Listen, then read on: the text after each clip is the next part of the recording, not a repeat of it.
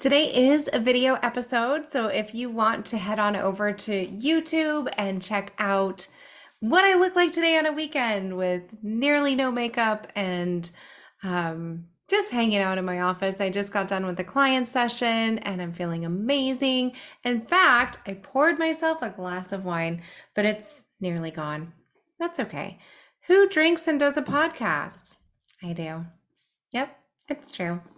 Today, I'm going to embark on a big ass message, which is probably why I decided to have a glass of wine beforehand, because it's a huge topic. And we're going to talk all about, how do I say, radical awareness, but in a many perspective type of way. We're going to look at it from a way of what the humans want to identify with, radical self-acceptance, pigeonholing, and identity of who we think we are, and limiting beliefs. Because let's face it, I'm a coach, so I help people with limiting beliefs. So one of the limiting beliefs is that you can't drink wine and do a podcast successfully. Well, guess what, guys? It's happening. I definitely have been on a healing journey for most of my adult life in different capacities, one or another. And now is no extraordinary time. Like, I am still constantly working on my mind, on my heart, on my soul, on being in touch with my higher self, like all the woo-woo stuff, and really trying to be the best person that I can be in the world. In fact, I used to have a valet driver. Go figure, right? Who knew this podcaster used to be shuttled around in a town car? But they told me once, like, if you're like this, then I can't imagine you at age 60. And I was like, well, that's very complimentary, because they meant it in a nice way.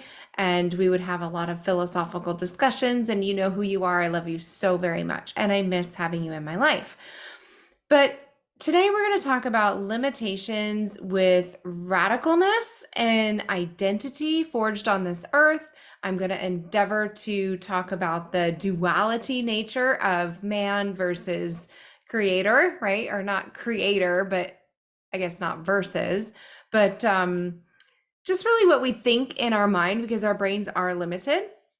And we're going to talk about the things that you think you can and can't do based on a lack of self-awareness, right? There's a duality in all things. There's two ends of the stick, right? And there's light versus dark. There's hot versus cold. There's beingness with not beingness and all of those things. So when we are young, when we're teenagers, oftentimes our view of the world is constricted. We know what's presented to us. We have the environment that we grew up in, and we have our desires. We are told that we can do anything, so we want to do anything. And many teenagers that I know almost are, and young adults, very young adults, are at a disadvantage here, because they're not yet exposed to enough of the world to know true limitations of what is possible, but they also kind of have a tunnel vision. So they're so focused on their mission and their goal at the moment, and sometimes for years, but they fail to look at how that impacts the rest of the world outside of them. So one of the beliefs is that teenagers are selfish, right? But as an adult and as I mature, I realize that the more we truly do fill ourselves up and have this beautiful reaching out to the highest self, like my needs are met, I'm able to truly, not worry about whether there's wine in the glass or how the car is going to run or what nutritional foods I'm eating, the less I worry about that stuff and I have more to give the world at large, right? So when we're young, we often just, as we're growing up, like the mind forms this sort of, I need this is what I have to do in order to survive. And some people get stuck in that, right? Some people really get stuck in that scarcity mentality. They're constantly climbing and clawing and doing all the backstabby corporate ladder type things. But then there's you, right? Who's listening to this podcast, who knows that there's so much more to this universe. There's so much more connectivity and unity in the beingness of having a human experience, that to uh, just keep yourself limited to some material plane, or like 3D, as they say, is limiting the world and not giving your true gifts to the world, and not allowing yourself to express in the best way. So you all know that I meditate every day. I don't think I meditate on Saturdays unless I have the opportunity, now that I'm thinking about it. But I meditate 6 days a week. And I've been doing it since I was 14 years old, and really trying to gain that letting go of what is. It kept me sane throughout years of mental, emotional, and physical abuse, and it just has served me so well. And I'm sure that's why my former valet driver is like, "You're so self-aware." I'm like, well, I try, right? I really put a conscious effort toward it.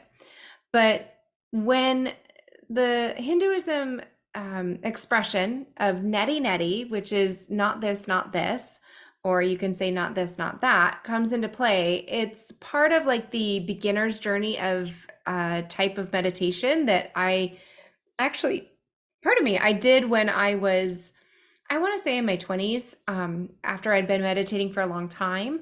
But looking at what I am or I am not is about looking at the non-dual reality. It's taking everything that you perceive. You can meditate with your eyes open. Yes, it still counts. Looking at what you perceive in front of you and giving it a label, and also removing that label and giving it an ability to be a part of your consciousness, and removing it from your consciousness. So one of the exercises I remember doing was like neti neti, not this, not this. And you picture, like with your eyes closed, you picture your head. Okay. You picture your head floating on your body, and you're like, this is my head. This is me right here in this box. But you take your head off, your physical head and your mind, you just like remove it, and you replace it with whatever you can see in front of you once you open your eyes. So for instance, I might say, the microphone is right here. So I might say, not this, not this. So I am not my head, and I am not this microphone. So you put your microphone in the place of your head, and you just ponder that for a while, and you let your mind kind of like ruminate and chew it over like a way too chewy steak. And you just like, you're like, what is this microphone doing on my head? What am I even doing? Is this a dumb exercise, right? But that's the mind's judgment. If you do it over and over and over and over again for multiple days, weeks, even months, and you say, not this, not this, you can take your kitchen table and you can put it here, and it reduces and eliminates the reality of the object, and of you as objectifying things, and of you as identifying with this physical body. And it lets go of perception in the brain versus allowing the energy to just flow through you. And then you kind of go through this, okay, let it go. Not this, not this. I am not the table. I am not the microphone. I am not the head hanging on my shoulders. I am, right? You go into the breath, and you go into the I amness that is I am throughout the entire world, which is a little bit deeper concept than I think I was going to explain in this meditation, but that might be the wine talking. Part of my healing journey during that time, and even now, I guess, is working on shadow work. So you've heard me talk before about my mentor, and one of her specialties is working on shadows, on it in a true sense of what shadow work was meant to be back in the 1970s. So when we are, so remember, not this, not this, have that in the back of your mind, but when we are existing, we have a self-identity. So you might say, I am a podcaster. I am a ambitious woman. I am a wife. I am a partner, a friend, a healer, all these things that I am. And we stand in the presence of what I am, not the things that I am not, but the things that I am. And therefore, the things that I think, my personal beliefs, go into being a wife, a healer, ambitious woman. All of those things are like my pride, right? I stand there in ego self and I want to be the embodiment of these things. But what I'm not doing is acknowledging the things that I am not, in contrast to that, the duality nature of it. So if I say I am ambitious, I am not lazy. If I say I am a wife, I say I am not a single woman going out on dates. If I say I am a like a partner, then I am not all on my own, right? So looking at those things, that's a very simplistic model of shadow work, but let's just take one of them, the ambitious woman that I believe myself to be, and let's break it down, okay? So if I'm really, you can think of a circle, there's a bubble, there's me inside the circle as an ambitious woman, maybe you as an ambitious human, whatever you are, woman, man, he, them, it, whatever. You are ambitious. So everything that goes into ambitious, driven, motivated, disciplined, focused, all those things that go into that bubble of ambitious, like whatever your mind perceives it to be, those are the things your mind wants to focus on as a self-identity. Therefore, you can see things, not see things, rather, you will deny the existence of the things that you are not, the natty, the not this, not this. So you will say, I am not lazy. I am not scattered. I am not undisciplined or unmotivated. I'm not lackadaisical or non-focused in anything because I am ambitious, right? So when you have a shadow, you tend to, unlike Peter Pan, who sews it onto his feet, it goes away from you, and therefore everything that you are not, you reject. You say, I'm not that. So when you see it in another human being, it feels like awful. You're like, no, that's not me. That's not like me, and I don't like it. Okay. So a lot of types of people in this world want to stick to that, right? Especially with law of attraction. They want to stick to all the things in the good, bright, shiny, ambitious, great area and ignore what is not. And therefore, if something creeps in, they have this negative, awful feeling about it and they push it away and they don't allow it to exist or become a part of them. You know, ew, don't get any of that germy non-me on me, right? I don't like it. So they have a incongruence because there are parts of us that are the opposite of what we identify with. Now, I have studied different types of personality and different identifiers, different classifications of systems for years. It's just a part of my curiosity, who I am. It's a part, like, just as much as I enjoy theology and philosophy and I said that kind of funny, philosophy and all sorts of things, I enjoy looking at the self, the id, right, in who it is psychologically from the lens of multiple types of things. Let me explain. So there's Enneagram, which I've studied for over a decade. There's Myers-Briggs personality, which I have no idea anything about. There's a DISC assessment. There's human design. There's astrological signs, and probably about 50 more that I didn't name off. But all of these are ways of being identified or shining brightly through what you think you are. Like, who do you think you are? I think I'm a Sagittarius. I think I'm an Enneagram type 7. I think I am more of a, I don't even know what the DISC assessment is. Like, I can't tell you the numbers, but I know I'm more collaborative. Okay. Therefore, I am not a Taurus. I am not an Enneagram type. No, I am a type 3 in my tri-type. Anyways, I'm not an Enneagram type 9. I'm not any of those other things. However, if we look at ourselves through those lenses of just this type of assessment, like, you know, human design, I'm a generator and I'm a certain type of profile type, I can understand it all day long, But if I say I am not anything but this, I'm pigeonholing myself and not allowing myself to have the greatest experience that I can, right? So, astrologically speaking, let's just talk about that. I'm Sagittarius, my sun sign. I have Aries rising, and I have a Taurus moon, I think. I think it's a Taurus moon. I'll have to check with my girlfriend, but I'm pretty sure that's what I am.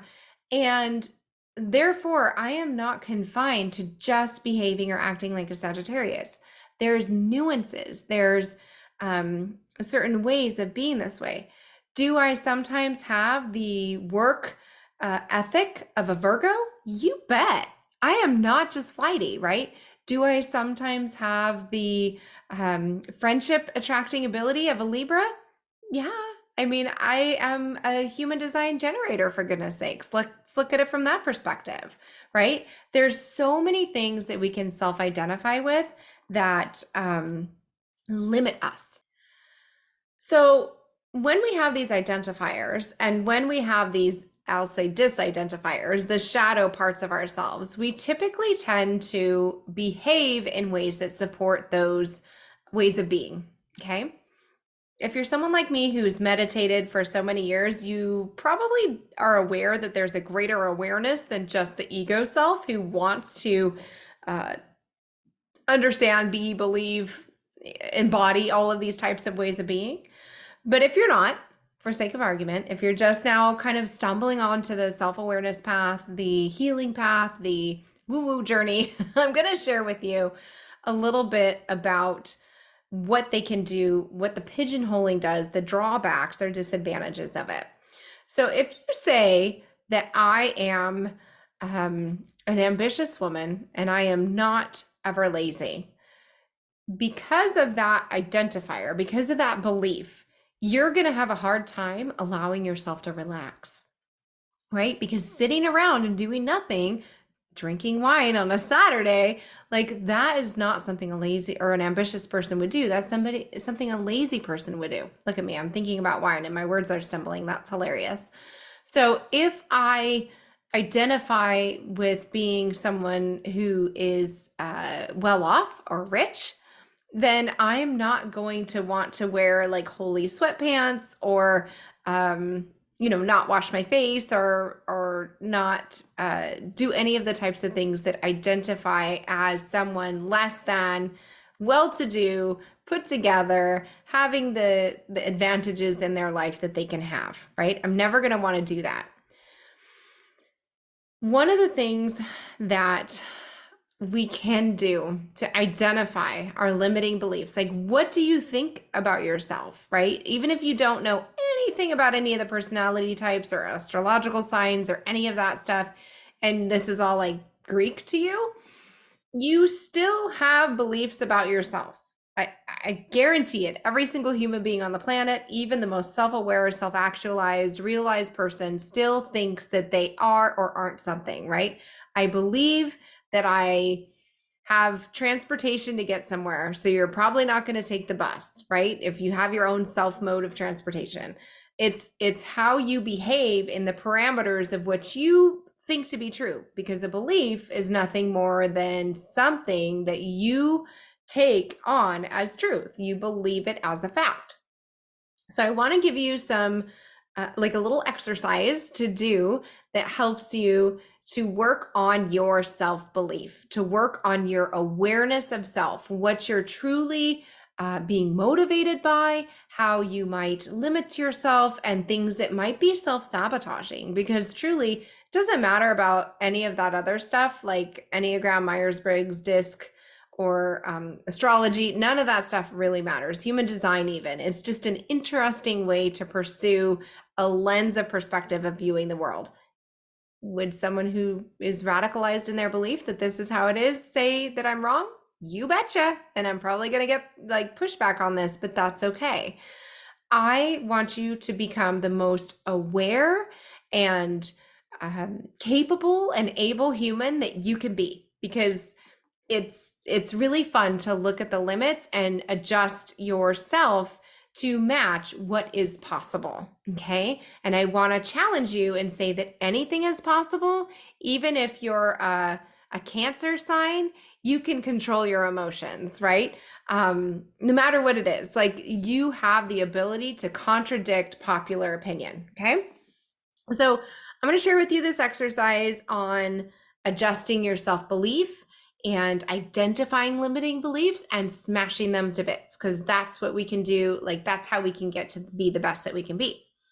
So I want for you to go ahead and, save this episode or do what you need to do. You can pause it, save it for later. You can listen back, put it on your play next list, whatever it is, and just note the time, because this is truly an exercise for you to do with paper and pen. If you're driving, if you're running, whatever, like I listen to podcasts constantly when I'm on the go. So I just want to give you that little precursor here. You might say to yourself, I can or I can't do this, and it subconsciously, but this is a conscious exercise to get at the subconscious. Okay. So I want you to write down, I don't know, 5 or 10 things that you really want in your life. You might truly think that, like, the sky's the limit here. You can say anything whatsoever that you want to do, but the important thing is you want it. Okay. So write down, for me, I did this exercise and I just had enough time to write down like 7 things that I wanted, and just really write down. It could be any area of your life, your health, your wealth, your relationships, your life experiences. It could be travel, it could be adventure, it could be like anything. Okay. Maybe it's learn a foreign language, whatever personal development thing you want to do. So I'm just going to give you the very first thing on my list, and I'm going to be like radically vulnerable here because it's been something that I talk about on the podcast a lot, and I'm still struggling with it, which is really funny. As a coach and a mindset and a hypnotherapist, somebody who understands the mind, when you're too close to the thing, when it's your mind, sometimes it can be hard to have awareness, and this exercise will give you awareness. So first part of the exercise, write down the things you want. You can, the number is limitless. You can write 100 things, you can write 10 things, you can write 50 things, any number. You can write 7, as I did. So my very first thing on my list is to be fit and increase energy levels. Okay. So I wrote that down. And then the next thing you're going to do is write down all the actions that you need to take and need to cut out, not take, in order to reach that goal. Okay. Sounds simple, but you have to put it into practice in order to get your mind kind of in that order. Like, trust me, I have overthought this thing to death. Like, if it was in the oven, it'd be smoking and on fire by now, but it was in my brain and I needed to write it down on paper in order to understand and identify what was limiting me from being fit and increasing my energy levels. Okay. So I'm not by any means like overweight, but I want the muscle tone and definition I had when I was in my early 20s and I was lifting weights. So, like, what's the deal? Why am I not doing it? Okay. So the next step of writing down everything you need to do to get closer to your goal, no matter what that goal is. So for me, I needed to work out, right? Clearly, if I want muscle definition, I need to lift weights. That's just the way the world works right now. I need to manage my mindset and emotions because I'm aware that my mindset and my emotions impact my belief, my desire, my energy level. And I need to visualize. For me, a key element of getting in the best shape of my life, when I could like rival anybody on any music video, was when I was visualizing myself in the size of clothes that I wanted, with the muscle tone. I wanted those tiger stripes on my shoulders. Like, I wanted to be in hella good shape, right? And so I did that every single day when I was reaching that goal way back when. Things that I don't need to do, or things that I need to cut out doing in order to achieve this goal, are have sweets, especially late at night. Like, if I get, my husband has such a sweet tooth, so he's always like, let's have cookies. And I'm like, no, I'm fine. And then he makes cookies and they smell good. And I'm like, I'll have one.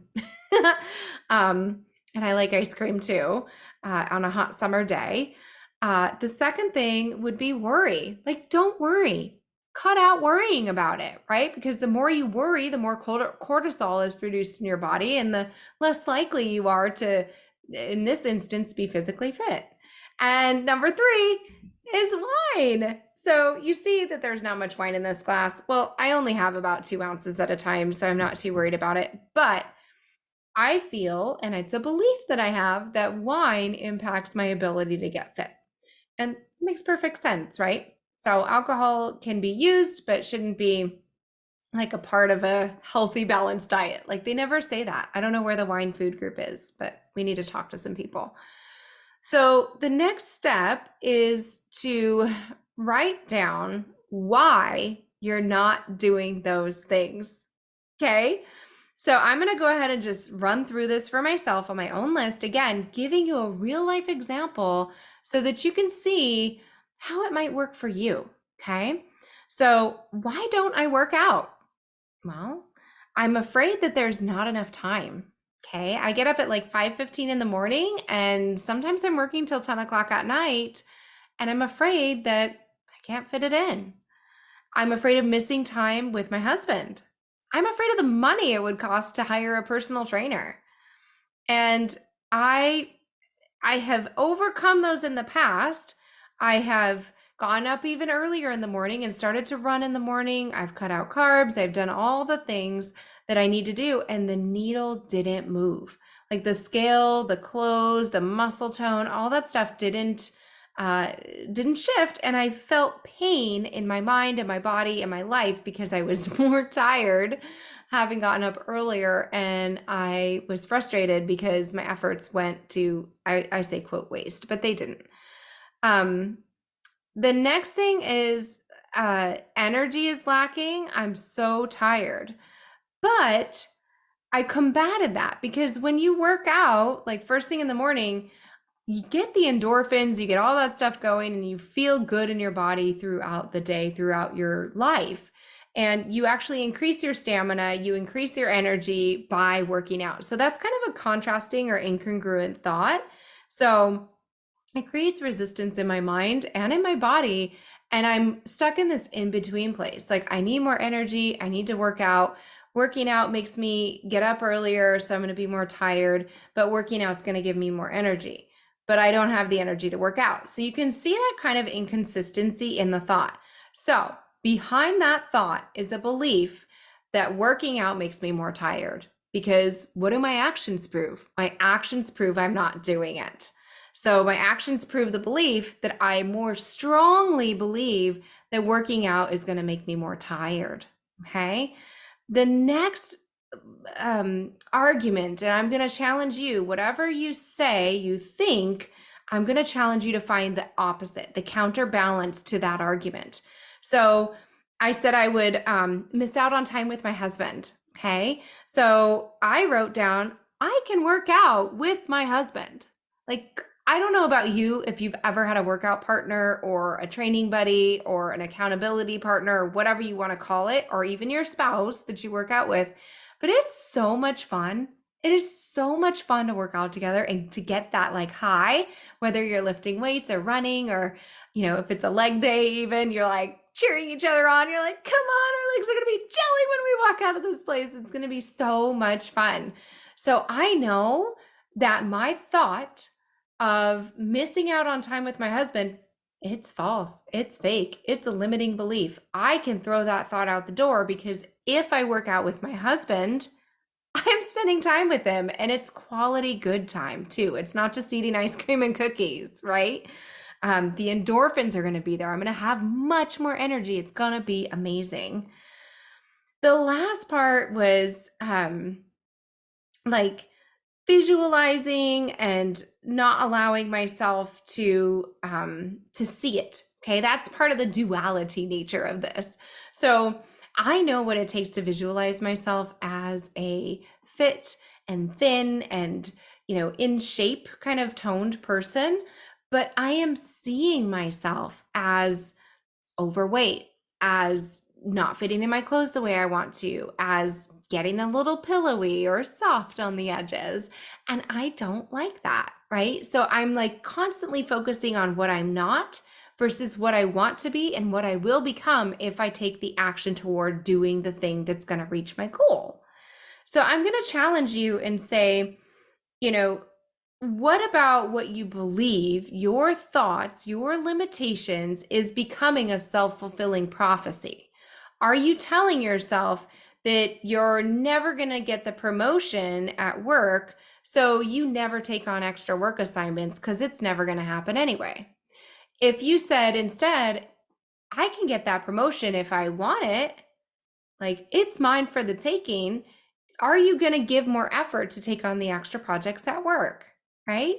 Ooh, kind of crazy. What is it that you're actually believing that's impacting every action? Do you think that people aren't going to like you, so you don't speak up in a crowd of people, even friends? You're like, they don't really like me anyways, so I'm going to be really quiet. And therefore, they don't know who you are because you haven't demonstrated it to them. You haven't shown your genuine, authentic self. I just want to give you more and more and more like fuel for burning that fire towards your goals and desires, because I know what it's like to not meet them. I know what it's like to feel like you're lonely, right? I know what it's like to feel afraid, uncertain about the future, financial scarcity. Clearly, I just talked about being fit or not fit. I know what it's like to not reach your goal, okay? Because 99% of the time you have a goal, you don't have it met. It's not like a goal becomes an accomplishment once it's done. And I'm telling you, by doing this exercise, you will absolutely see why you are either taking action or not taking action towards that goal, and how accomplishable it is. Is that a word? I think I just made a word. How attainable it is, right? So hopefully this helps you and you can really write down those things. Write down your goals. Write down what you're not doing and what you need to not do to get there. And then identify what your beliefs are underneath. So the last step is to contrast those beliefs and then make a plan for doing the things, right? Make a workout plan. So I literally just today had a conversation with my husband about maybe we don't go and get a gym membership, because I felt like somewhere in my mind, like that would be selfishly for me. Like my belief is like, I'm just going to go and he's going to not go. And so maybe we get a home gym. Maybe we get something that we can have it be more convenient, easier, and do it together. And undoubtedly, by a month from now, I'm going to be singing a different tune about this particular topic. But getting at the heart of my beliefs was really the root of uncovering why it's not happening for me, and why I had resistance against it too. So I want you just to really look at yourself, become aware of what you're believing, what you're thinking, how you're acting in relation to those beliefs, and then make a plan and move forward. So you all know by now, I am a life coach and business coach, and I do subconscious hypnotherapy work with people who really have beliefs that they can't consciously do. Like if this is challenging for you and you're like, I'm not picking up a pen and paper to save my life. I do subconscious sessions with people where I am the one facilitating and helping you uncover those things that you believe and that are stopping you from reaching your good life, right? The one thing that you think you need to get happiness, we uncover why you're not getting that thing and why you're unhappy. And it's my pleasure to offer these sessions, whether you choose to do one session or you want to do the 6-week healing intensive, where we really look at your whole life and we encompass like the whole broad thinking pattern and all the things that you are self-sabotaging and holding yourself back from reaching.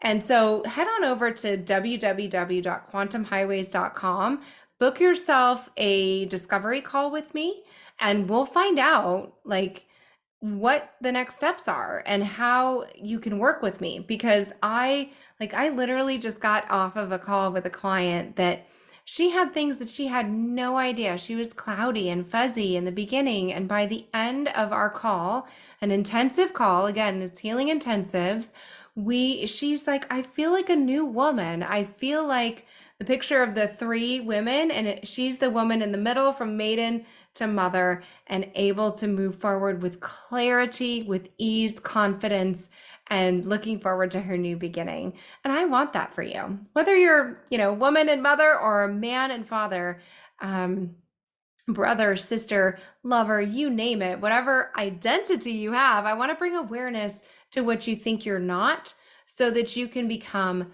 limitless, so that you can become unstoppable, and you can help yourself with this process for anything. It's not limited to just, weight or business. Like, you can help yourself find the love of your life by uncovering these beliefs, whatever it is. And it's just a beautiful process. Again, you can write down as many goals as you want. I have many on mine, and uncover those beliefs and get rid of them. So have yourself the best week. Again, if you want to work with me, you can either email me at info@quantumhighways.com, or you can head on over to www.quantumhighways.com. Thanks again for spending time with me, and I hope this shines a little bit more light on your self-awareness. We'll talk soon.